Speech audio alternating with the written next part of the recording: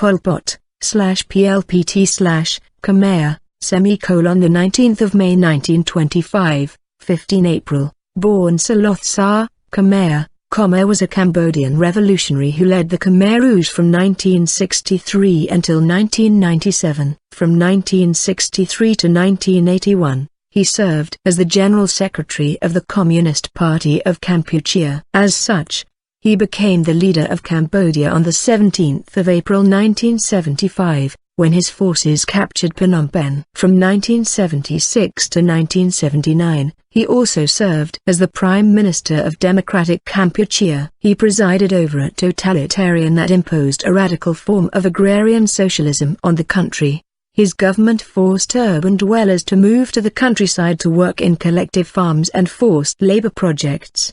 The combined effects of executions, forced labor, malnutrition and poor medical care caused the deaths of approximately 25% of the Cambodian population. In all, an estimated 1 to 3 million people, out of a population of slightly over 8 million, died due to the policies of his 4-year premiership. In 1979, after the Cambodian-Vietnamese War, Pol Pot fled to the jungles of southwest Cambodia, and the Khmer Rouge government collapsed. From 1979 to 1997, he and a remnant of the old Khmer Rouge operated near the border of Cambodia and Thailand, where they clung to power, with nominal United Nations recognition as the rightful government of Cambodia. Pol Pot died in 1998 while under house arrest by the Tamok faction of the Khmer Rouge. Since his death, rumors that he committed suicide or was poisoned have persisted. Saloth Sa was born on the 19th of May 1925, the 8th of 9 children and the second of 3 sons to Pen Saloth and Soknam.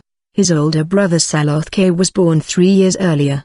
The family was living in the small fishing village of Prexporth, Kampong Tom province during the French colonialism of the area. Pen Saloth was a rice farmer who owned 12 hectares of land and several buffaloes, and the family was considered moderately wealthy by the day's standards. Although Pen Saloth's family was of Sino-Khmer descent and Saloth Sa was named accordingly due to his fair complexion, Sha means white in Khmer, the family had already assimilated themselves with mainstream Khmer society by the time Sa was born. In 1935, Saloth Sa left Prexporth to attend the École Miche, a Catholic school in Phnom Penh.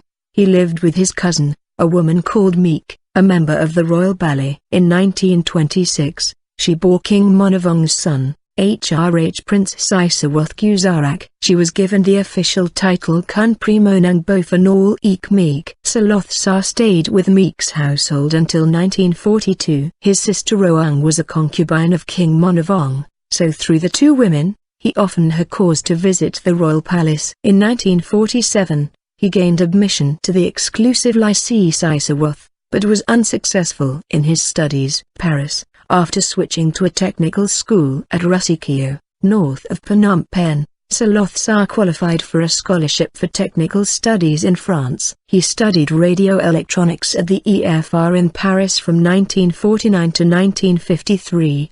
He also participated in an international labor brigade building roads in Zagreb in the Federal Republic of Yugoslavia in 1950. After the Soviet Union recognized the Viet Minh as the government of Vietnam in 1950, French Communists, PCF, took up the cause of Vietnam's independence. The PCF's anti-colonialism views attracted many young Cambodians, including Sa. In 1951, he joined a communist cell in a secret organization known as the Circle Marxist Circle, which had taken control of the Khmer Students' Association, AIR, that same year. Within a few months, Sa joined the PCF. His poor academic record was a considerable advantage within the anti-intellectual PCF, who saw uneducated peasants as a true proletariat. Due to failing his exams in 3 successive years, Sa was forced to return to Cambodia in January 1953. He was the first member of the Circle Marxist to return to Cambodia. He was given the task of evaluating the various groups rebelling against the government. He recommended the Khmer Viet Minh, clarification needed, and in August 1954, Sa, along with Rat Samun, traveled to the Viet Minh Eastern Zone headquarters in the village of Krabao in the Kampong Cham province, Pre Veng province near the border of Cambodia. Saloth learned that the Khmer People's Revolutionary Party, KPRP, was little more than a Vietnamese front organization. Due to the 1954 Geneva Peace Accord, requiring all Viet Minh forces and insurgents be expelled, a group of Cambodians followed the Vietnamese back to Vietnam, as Carter's Vietnam would use in a future war to liberate Cambodia. The rest, including SA, returned to Cambodia. After Cambodian independence following the 1954 Geneva Conference, both left and right-wing parties struggled for power in the new government. Khmer King Norodom Sihanouk pitted the parties against each other while using the police and army to suppress extreme political groups. Corrupt elections in 1955 led many leftists in Cambodia to abandon hope of taking power by legal means. The socialist movement, while ideologically committed to guerrilla warfare in such circumstances, did not launch a rebellion due to the party's weakness. After his return to Phnom Penh, SA became the liaison between the above-ground leftist parties, Democrats and Prachikan, and the underground socialist movement. He married Kponari on 14 July 1956. She returned to Lycée Sisawoth, becoming a teacher, while SA taught French literature and history at Chamra en Vichia, a newly established private college. The Path to Rebellion, 1962–68. In January 1962, the Cambodian government arrested most of the leadership of the far-left Prachikan Party before parliamentary elections, which were to take place that June. Their newspapers and other publications were closed. Such measures had effectively ended any legitimate political role of the socialist movement in Cambodia. In July 1962, the underground Communist Party secretary To Samuth was arrested and later killed while in custody, allowing SA to become the acting leader. At a 1963 party meeting, attended by at most 18 people, SA was elected secretary of the party's Central Committee. That March, Saloth went into hiding after his name was published in a list of leftist suspects put together by the police for Norodom Sihanouk. He fled to the Vietnamese border region and made contact with Vietnamese units fighting against South Vietnam. In early 1964, SA convinced the Vietnamese to help the Cambodian socialists set up their own base camp. The party's Central Committee met later that year and issued a declaration calling for armed struggle, emphasizing self-reliance in accordance with extreme Cambodians. In the border camps, the ideology of the Khmer Rouge was gradually developed. The party, breaking with Marxism, declared that rural peasant farmers were the true working-class proletarian and lifeblood of the revolution.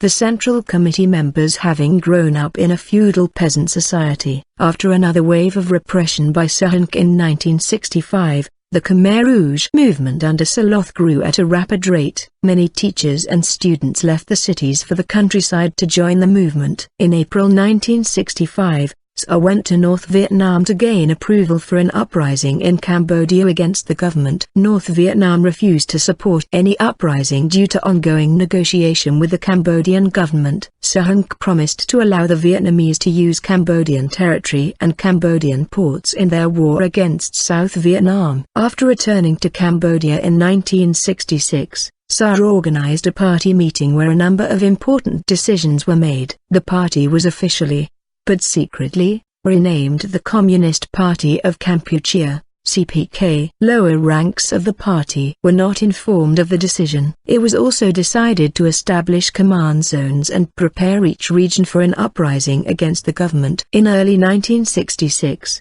fighting broke out in the countryside between peasants and the government over the price paid for rice. SA's Khmer Rouge was caught by surprise by the uprisings and could not take any real advantage of them.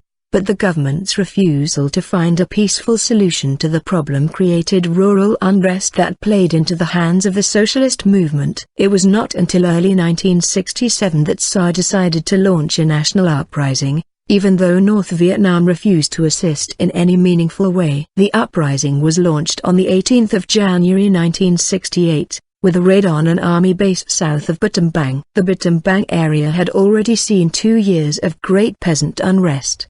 The attack was driven off by the army, but the Khmer Rouge had captured a number of weapons, which were then used to drive police forces out of Cambodian villages. By the summer of 1968, SA began transitioning from a party leader working with a collective leadership, into the absolutist leader of the Khmer Rouge movement. Where before he had shared communal quarters with other leaders, he now had his own compound with a personal staff and guards. Outsiders were no longer allowed to approach him, rather, people were summoned into his presence by his staff. The Path to Power, 1969–75. The movement was estimated to consist of no more than 200 regular members, but the core of the movement was supported by a number of villages many times that size. While weapons were in short supply, the insurgency still operated in 12 out of 19 districts of Cambodia. In 1969, SA called a party conference and decided to change the party's propaganda strategy. Before 1969, opposition to Sihanouk was the main focus of its propaganda. However, in 1969, the party decided to shift the focus of its propaganda in order to oppose the right-wing parties of Cambodia and their alleged pro-American attitudes. While the party ceased making anti-Sihanouk statements in public, in private the party had not changed its view of him. The road to power for SA and the Khmer Rouge was opened by the events of January 1970 in Cambodia. While he was out of the country, Sihanouk ordered the government to stage anti-Vietnamese protests in the capital. The protests quickly spilled out of control and the embassies of both North and South Vietnam were wrecked. Sihanouk, who had ordered the protests, then denounced them from Paris and blamed unnamed individuals in Cambodia for inciting them. These actions, along with clandestine operations by Sihanouk's followers in Cambodia, convinced the government that he should be removed as head of state. The National Assembly voted to remove Sihanouk from office and close Cambodia's ports to North Vietnamese weapons traffic, demanding that the North Vietnamese leave Cambodia. The North Vietnamese reacted to the political changes in Cambodia by sending Premier Pham Van Dong to meet Sihanouk in China and recruit him into an alliance with the Khmer Rouge. SA was also contacted by the North Vietnamese, who reversed their position, offering him whatever resources he wanted for his insurgency against the Cambodian government. SA and Sihanouk were actually in Beijing at the same time, but the Vietnamese and Chinese leaders never informed Sihanouk of the presence of Saloth or allowed the two men to meet. Shortly afterward, Sihanouk issued an appeal by radio to the people of Cambodia asking them to rise up against the government and to support the Khmer Rouge. In May 1970, Saloth finally returned to Cambodia and the insurgency gained traction. Earlier, on the 29th of March 1970, the North Vietnamese had taken matters into their own hands and launched an offensive against the Cambodian army. A force of North Vietnamese quickly overran large parts of eastern Cambodia, reaching to within 25 kilometers, 15 miles, of Phnom Penh before being pushed back. In these battles, the Khmer Rouge and SA played a very small role. In October 1970, SA issued a resolution in the name of the Central Committee. The resolution stated the principle of independence mastery, Ek Trich Makaska, which was a call for Cambodia to decide its own future independent of the influence of any other country. The resolution also included statements describing the betrayal of the Cambodian socialist movement in the 1950s by the Viet Minh. This was the first statement of the anti-Vietnamese policy that would be a major part of the Pol Pot regime. When it took power years later, KNG Kiev has claimed that U.S. support for the Lon Nol coup contributed to the Khmer Rouge's rise to power. However,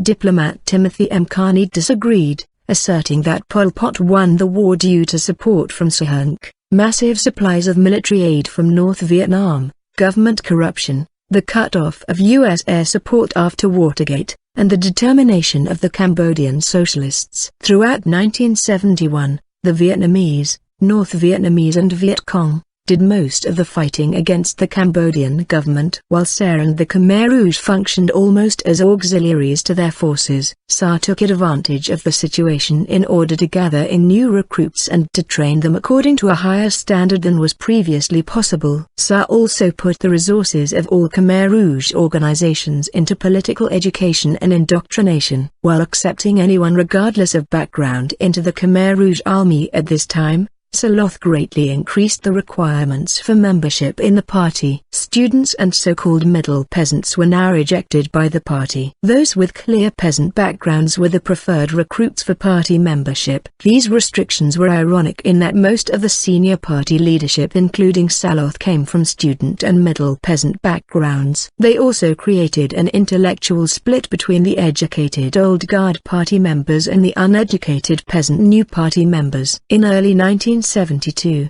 SA toured the insurgent, North Vietnamese-controlled areas in Cambodia. He saw a regular Khmer Rouge army of 35,000 men taking shape, supported by around 100,000 irregulars. China was supplying $5 million a year in weapons, and SA had organized an independent revenue source for the party in the form of rubber plantations in eastern Cambodia using forced labor. After a Central Committee meeting in May 1972, the party under the direction of SA began to enforce new levels of discipline and conformity in areas under their control. Minorities such as the Chams were forced to conform to Cambodian styles of dress and appearance. These policies, such as forbidding the Chams from wearing jewelry, were soon extended to the whole population. A haphazard version of land reform was undertaken by Saloth. Its basis was that all land holdings should be of uniform size. The party also confiscated all private means of transportation. The 1972 policies were aimed at reducing the peoples of the liberated areas to a sort of feudal peasant equality. These policies were generally favorable at the time to poor peasants and were extremely unfavorable to refugees from towns,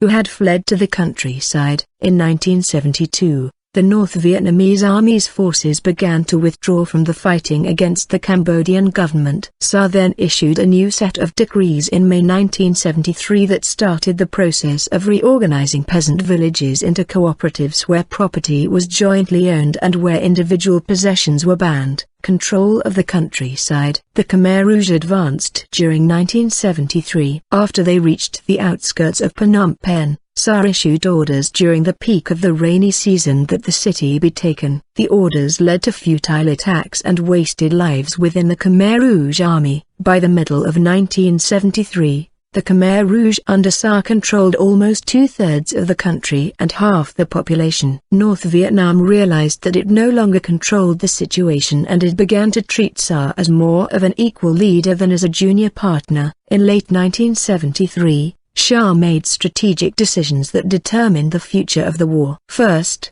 he decided to cut the capital off from contact with outside sources of supplies, putting the city under siege. Second, he enforced tight control over people trying to leave the city through Khmer Rouge lines. He also ordered a series of general purges of former government officials, and anyone with an education. A set of new prisons was also constructed in Khmer Rouge-run areas. The Cham minority attempted an uprising in order to stop the destruction of their culture. The uprising was quickly crushed. Saloth ordered that harsh physical torture be used against most of those involved in the revolt. As previously, Saloth tested out harsh new policies against the Cham minority, before extending them to the general population of the country. The Khmer Rouge also had a policy of evacuating urban areas and forcibly relocating their residents to the countryside. When the Khmer Rouge took the town of Kratie in 1971, SA and other members of the party were shocked at how fast the liberated urban areas shook off socialism and went back to the old ways. Various ideas were tried in order to recreate the town in the image of the party, but nothing worked. In 1973, out of total frustration, SA decided that the only solution was to send the entire population of the town to the fields in the countryside. He wrote at the time, if the result of so many sacrifices was that the capitalists remain in control, what was the point of the revolution? Shortly after, SA ordered the evacuation of the 15,000 people of Kompong Cham for the same reasons. The Khmer Rouge then moved on in 1974 to evacuate the larger city of Ao Dong. Internationally, SA and the Khmer Rouge gained the recognition of 63 countries as the true government of Cambodia. A move was made at the UN to give the seat for Cambodia to the Khmer Rouge. They prevailed by 3 votes. In September 1974, SA gathered the Central Committee of the party together. As the military campaign was moving toward a conclusion, Shah decided to move the party toward implementing a socialist transformation of the country in the form of a series of decisions, the first being to evacuate the main cities, moving the population to the countryside. The second dictated that they would cease putting money into circulation and quickly phase it out. The final decision was that the party would accept Shah's first major purge. In 1974, Shah had purged a top party official named Prasad. Prasad was taken out into a forest and shot without being given any chance to defend himself. His death was followed by a purge of cadres who, like Prasad, were ethnically Thai. Shah's explanation was that the class struggle had become acute, requiring a strong stand against party enemies. The Khmer Rouge were positioned for a final offensive against the government in January 1975. Simultaneously, at a press event in Beijing, Sihanouk proudly announced Shah's death list of enemies who were to be killed after victory. The list, which originally contained 7 names, was expanded to 23, and it included the names of all senior government leaders along with the names of all officials who were in positions of leadership within the police and military. The rivalry between Vietnam and Cambodia also came out into the open. North Vietnam, as the rival socialist country in Indochina, was determined to take Saigon before the Khmer Rouge took Phnom Penh. Shipments of weapons from China were delayed. In one instance the Cambodians were forced to sign a humiliating document thanking North Vietnam for shipments of Chinese weapons. In April 1975, the government formed a Supreme National Council with new leadership, with the aim of negotiating a surrender to the Khmer Rouge. It was headed by Sak Sut Sarkhan, who had studied in France with Shah, and was a cousin of the Khmer Rouge Deputy Secretary Nguyen Chia. Shah reacted to this by adding the names of everyone involved in the Supreme National Council onto his post-victory death list. Government resistance finally collapsed on the 17th of April 1975. The Khmer Rouge took Phnom Penh on the 17th of April 1975. As the leader of the Communist Party, Saloth Shah became the de facto leader of the country. He adopted the title Brother Number 1 and used the nom de guerre Pol Pot. This derives from politique potentielle, the French equivalent of a phrase supposedly original research, coined for him when? By the Chinese leadership. Philip Short offers an alternative explanation for the origin of Pol Pot's name, stating that Saloth Shah announced that he was adopting the name in July 1970. Short suspects that it derives from Pol. The Poles were royal slaves, an aboriginal people, and that pot was simply a euphonic monosyllable that he liked. Cambodia adopted a new constitution on the 5th of January 1976, officially altering the country's name to Democratic Kampuchea. The newly established Representative Assembly held its first plenary meeting from 11 to 13 April, electing a new government with Pol Pot as Prime Minister.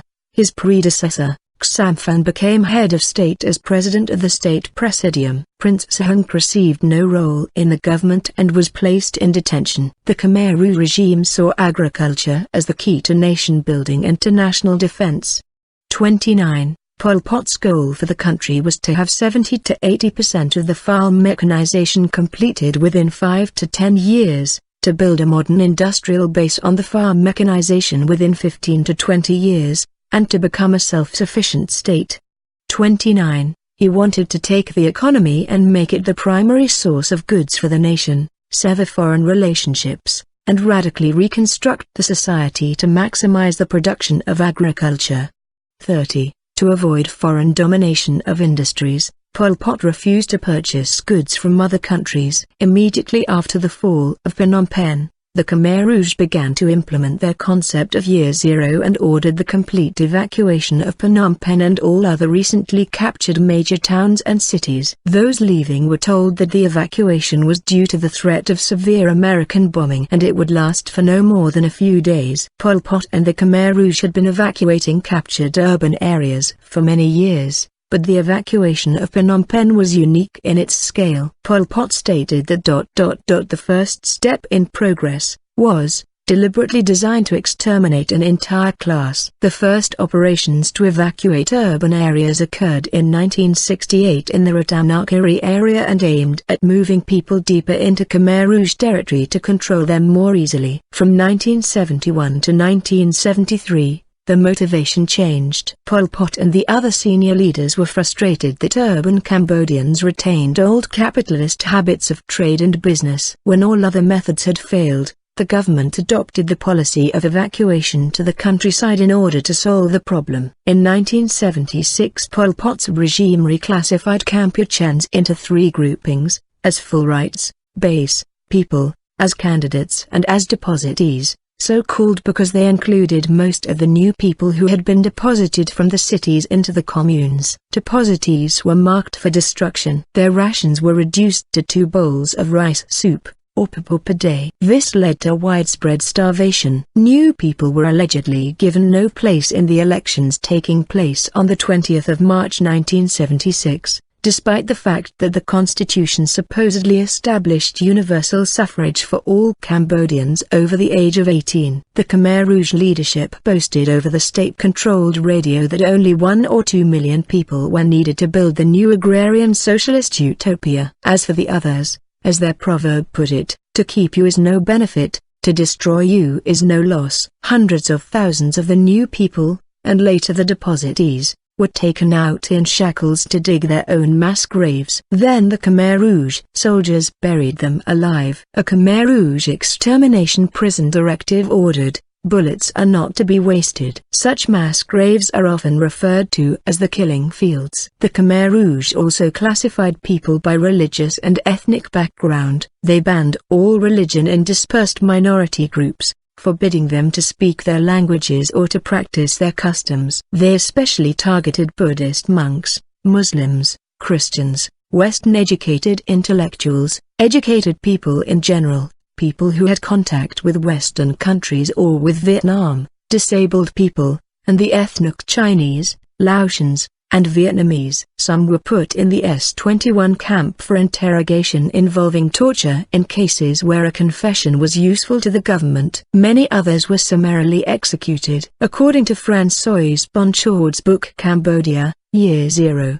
ever since 1972, the guerrilla fighters had been sending all the inhabitants of the villages and towns they occupied into the forest to live, and often burning their homes, so that they would have nothing to come back to. The Khmer Rouge systematically destroyed food sources that could not be easily subjected to centralized storage and control, cut down fruit trees, forbade fishing, outlawed the planting or harvest of mountain leaf rice, abolished medicine and hospitals, forced people to march long distances without access to water, exported food, embarked on foolish economic projects, and refused offers of humanitarian aid. As a result, a humanitarian catastrophe unfolded. Hundreds of thousands died of starvation and brutal government-inflicted overwork in the countryside. To the Khmer Rouge, outside aid went against their principle of national self-reliance. According to Solomon Bashi, the Khmer Rouge exported 150,000 tons of rice in 1976 alone. In addition, coup chiefs often reported better yields to their supervisors than they had actually achieved. The coup was then taxed on the rice it reportedly produced. Rice was taken out of the people's mouths and given to the center to make up for these inflated numbers. There were piles of rice as big as a house, but they took it away in trucks. We raised chicken and ducks and vegetables and fruit, but they took it all. You'd be killed if you tried to take anything for yourself. According to Henri Locard, the reputation of KR leaders for Spartan austerity is somewhat overdone. After all, they had the entire property of all expelled town dwellers at their full disposal, and they never suffered from malnutrition. Property became collective, and education was dispensed at communal schools. Children were raised on a communal basis. Even meals were prepared and eaten communally. Pol Pot's regime was extremely paranoid. Political dissent and opposition was not permitted. People were treated as opponents based on their appearance or background. Torture was widespread. Thousands of politicians and bureaucrats accused of association with previous governments were executed. The regime turned Phnom Penh into a ghost city, while people in the countryside died of starvation or illnesses, or were simply killed. U.S. officials publicly predicted shortly after the fall of Phnom Penh that the Khmer Rouge would kill more than 1 million people, President Gerald Ford had warned of an unbelievable horror story. Modern research has located 20,000 mass graves from the Khmer Rouge era all over Cambodia. Various studies have estimated the death toll at between 740,000 and 3 million, most commonly arriving at figures between 1.7 million and 2.2 million, with perhaps half of those deaths being due to executions, and the rest attributable to starvation and to disease. Demographic analysis by Patrick Hoevlijn suggests that between 1.17 and 3.42 million Cambodians were killed.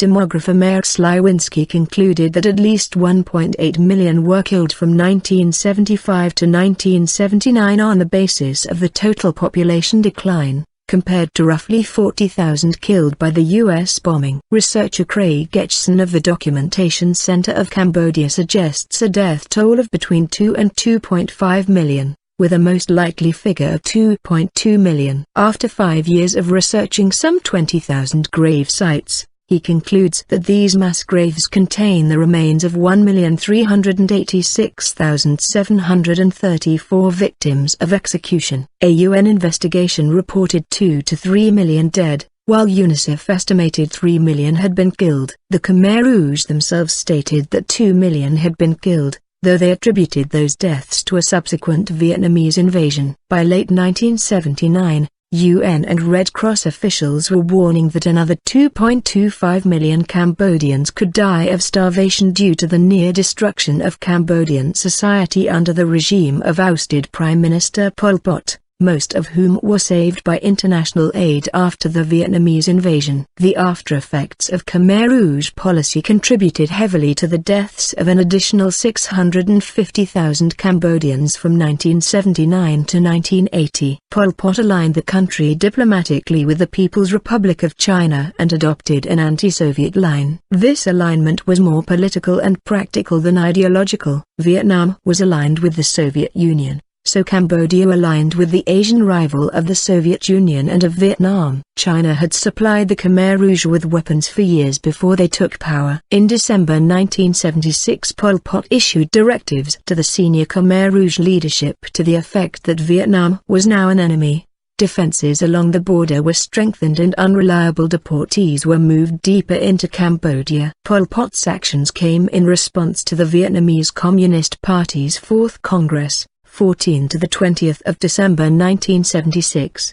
which approved a resolution describing Vietnam's special relationship with Laos and Cambodia. It also talked of how Vietnam would forever be associated with the building and defense of the other two countries. Unlike many communist leaders, Pol Pot never became the object of a personality cult. Even in power, the CPK maintained the secrecy it had kept up during its years in the battlefield. For over 2 years after taking power, the party only referred to itself as Angkor, the organization. It was not until a speech on the 15th of April 1977 that Pol Pot revealed the CPK's existence. At that time, international observers confirmed the identification of Pol Pot as Saloth Sar. In May 1975, a squad of Khmer Rouge soldiers raided and took Phu Quoc Island. By 1977, relations with Vietnam began to fall apart. There were small border clashes in January. Pol Pot tried to prevent border disputes by sending a team to Vietnam. The negotiations failed,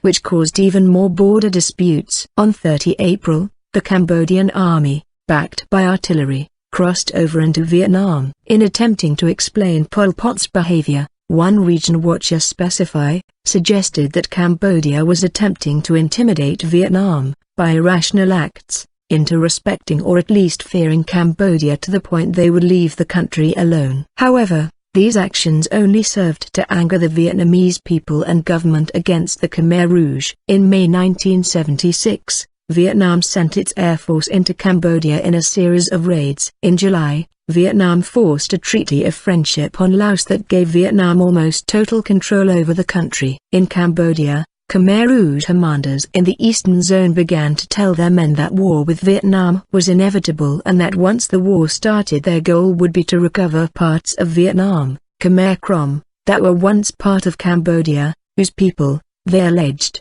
were struggling for independence from Vietnam. It is not clear whether these statements were the official policy of Pol Pot. In September 1977, Cambodia launched division-scale raids over the border, which once again left a trail of murder and destruction in villages. The Vietnamese claimed that around 1,000 people had been killed or injured. 3 days after the raid, Pol Pot officially announced the existence of the formerly secret Communist Party of Kampuchea, CPK, and finally announced to the world that the country was a pseudo-communist state. In December, after having exhausted all other options, Vietnam sent 50,000 troops into Cambodia in what amounted to a short raid. The raid was meant to be secret. The Vietnamese withdrew after declaring they had achieved their goals, and the invasion was just a warning. Upon being threatened, the Vietnamese army promised to return with support from the Soviet Union. Pol Pot's actions made the operation much more visible than the Vietnamese had intended and created a situation in which Vietnam appeared weak. After making one final attempt to negotiate a settlement with Cambodia,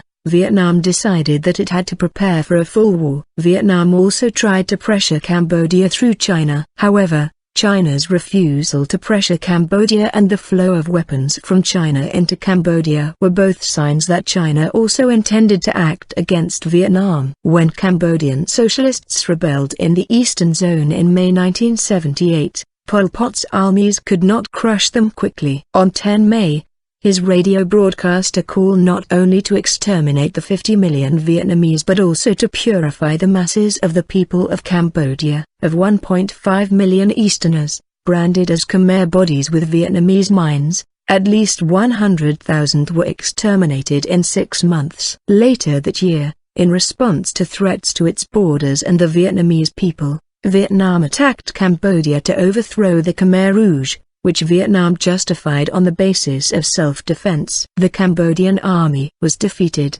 the regime was toppled and Pol Pot fled to the Thai border area. In January 1979, Vietnam installed a new government under Khmer Rouge defector Heng Samrin, composed of Khmer Rouge who had fled to Vietnam to avoid the purges. Pol Pot eventually regrouped with his core supporters in the Thai border area where he received shelter and assistance. At different times during this period, he was located on both sides of the border. The military government of Thailand used the Khmer Rouge as a buffer force to keep the Vietnamese away from the border. The Thai military also made money from the shipment of weapons from China to the Khmer Rouge. Eventually, Pol Pot rebuilt a small military force in the west of the country with the help of the People's Republic of China.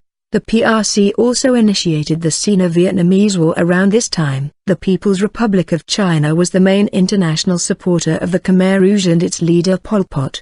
The Chinese provided financial and military support to the party even after their overthrow in 1979. The UN also recognized the coalition government of Democratic Kampuchea, which included the Khmer Rouge, instead of the People's Republic of Kampuchea. Pol Pot lived in the Phnom Malai area, giving interviews in the early 1980s accusing all those who opposed him of being traitors and puppets of the Vietnamese until he disappeared from public view. In 1985, his retirement was announced, but he retained influence over the party.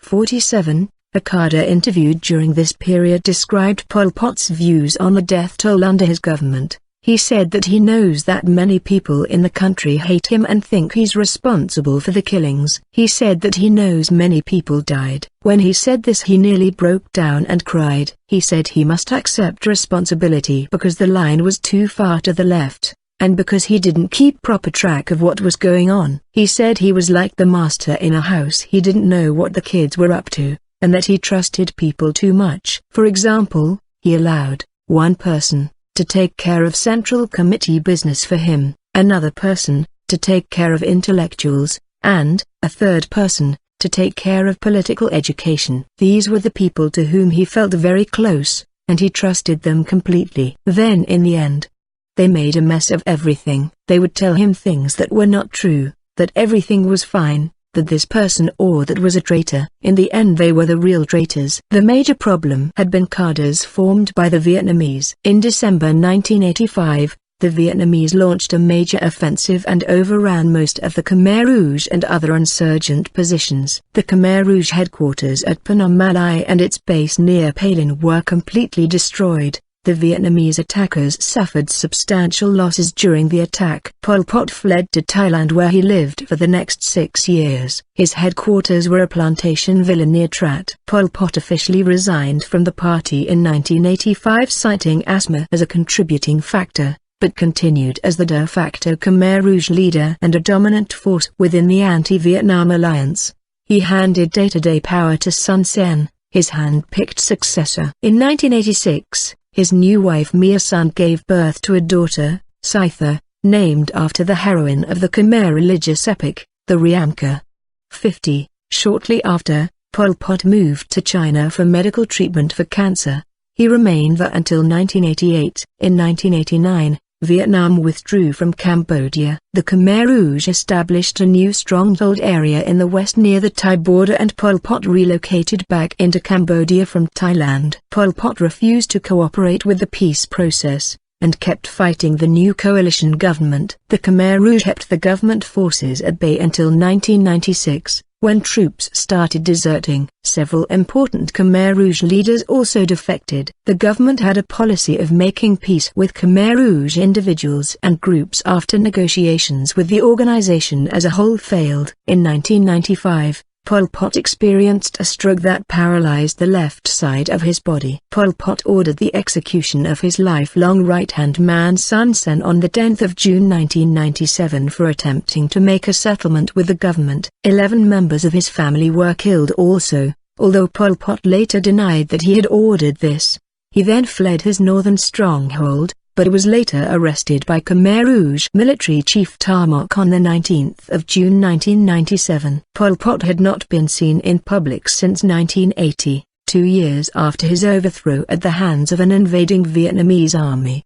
He was sentenced to death in absentia by a Phnom Penh court soon afterward. In July, he was subjected to a show trial for the death of Sun Sen and sentenced to lifelong house arrest. On the night of the 15th of April 1998, 2 days before the 23rd anniversary of the Khmer Rouge takeover in Phnom Penh, the Voice of America, to which Pol Pot was a devoted listener, announced that the Khmer Rouge had agreed to turn him over to an international tribunal. According to his wife, he died in his bed later in the night while waiting to be moved to another location. Tha Mok claimed that his death was due to heart failure. Tha Mok later described the way he died. He was sitting in his chair waiting for the car to come, but he felt tired. His wife asked him to take a rest. He lay down on his bed. His wife heard a gasp of air. It was the sound of dying. When she touched him, he had already passed away. It was at 10:15 last night. On 17 April he commented, "Pol Pot has died like a ripe papaya. No one killed him, no one poisoned him. Now he's finished. He has no power, he has no rights. He is no more than cow shit. Cow shit is more important than him. We can use it for fertilizer."